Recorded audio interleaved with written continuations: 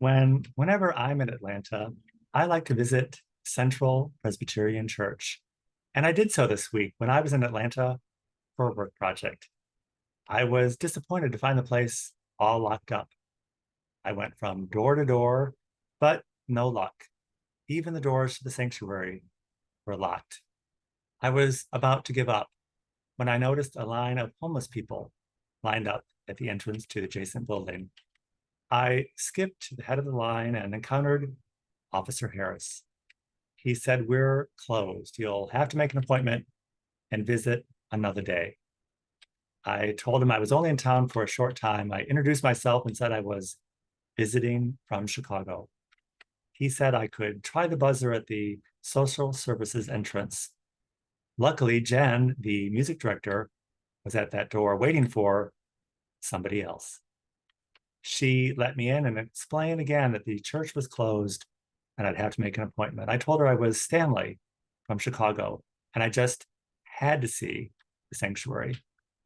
She said I could take the elevator, the second floor, and let myself in, but that the organist was very likely rehearsing there. When I got to the sanctuary, the organist was playing, but I couldn't really make out where he was playing from. I took some photos and took a seat to enjoy the rehearsal. As I sat there, I could make out the organ stand and the organist seated behind some chairs in the chancel. When he was done practicing, I went over and introduced myself. I said, "I'm Stanley, visiting from Chicago."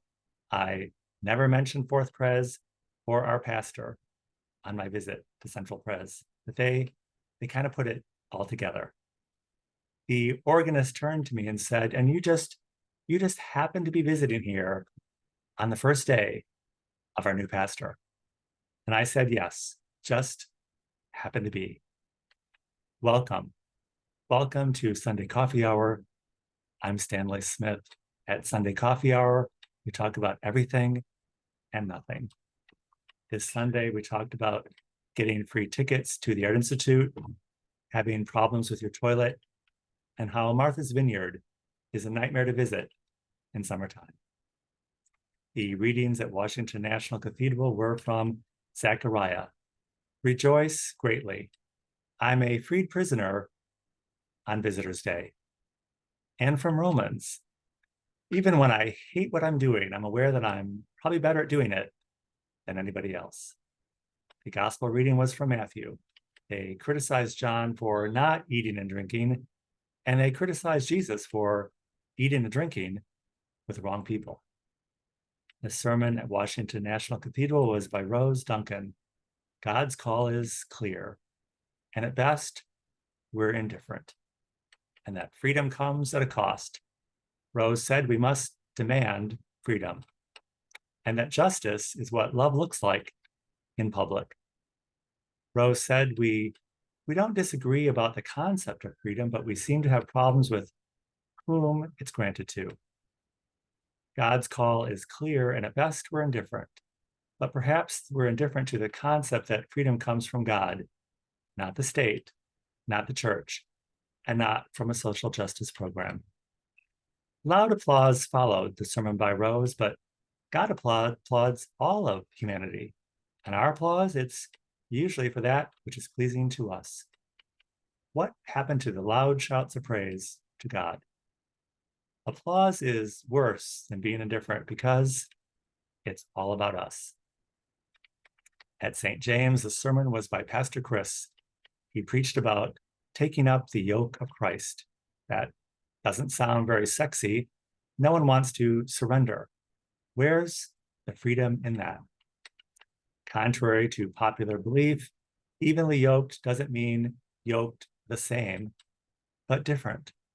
Pairing animals with different experiences and strengths so they can balance each other out.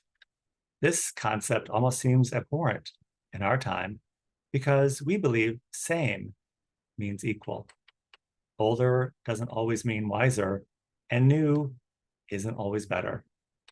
God doesn't speak to one generation, but to every generation. And what he's saying is, he's saying, "Come to me and find your rest." You can read Socrates, Plato, and Seneca, and nobody says anything close to anything like that. We can see how easily we're enslaved by the world.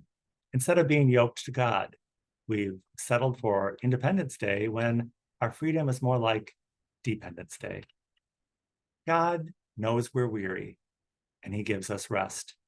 We don't have to work for it, earn it, or pay for it. It comes to us like breathing air, taking a sip of water, or feeling the warm sunshine upon us. It's God's free economy, and there's no social justice program in that. On my visit to Central Presbyterian, I never mentioned Fourth Pres or our pastor, but they put it together. And when Jen came into the sanctuary, I insisted that she take our photo before I made a quick exit. And then I was out of there.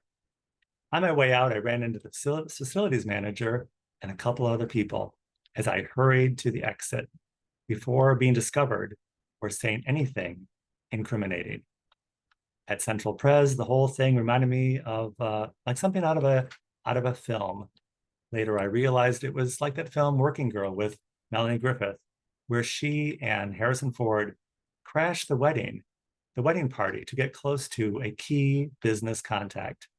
As the guests start to question who they are, they know it's time to make their exit. Everyone at Central was super, super nice. They were all like stock characters out of Central Church casting.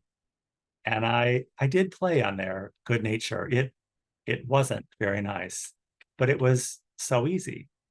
And I was shocked to learn how easy it is to ply on people's good nature purposefully, even when it's for nefarious purposes. In the Henry James novel, Washington Square, the protagonist, Catherine Soper is such an unfortunate name. Her character is a victim of abuse without even really knowing it. She has a father who thinks she's unlovable and a suitor who believes the same for money. At the end of the story, Catherine wins her revenge by doing something unimaginable. I've read this book, seen the film, and attended a Broadway adaptation of the story. Scholarly debate considers whether the character of Catherine experiences a cathartic change or simply becomes embittered. The reader is left to interpret that for himself. Her only comment about her actions is that I've learned from experts. So, what was my point of visiting Central Presbyterian? I think it was the idea of the universe giving notice. You can run, but you can't hide. When I exited Central Pres, the line of homeless were still waiting to get in. The line of homeless made it all possible for me to enter. And I was so thankful. I greeted them and thanked them. Thank you. Thank you for being here.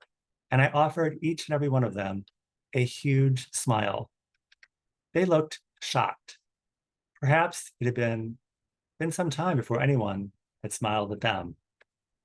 Edgar Casey says, try to say something cheery to at least one person each day.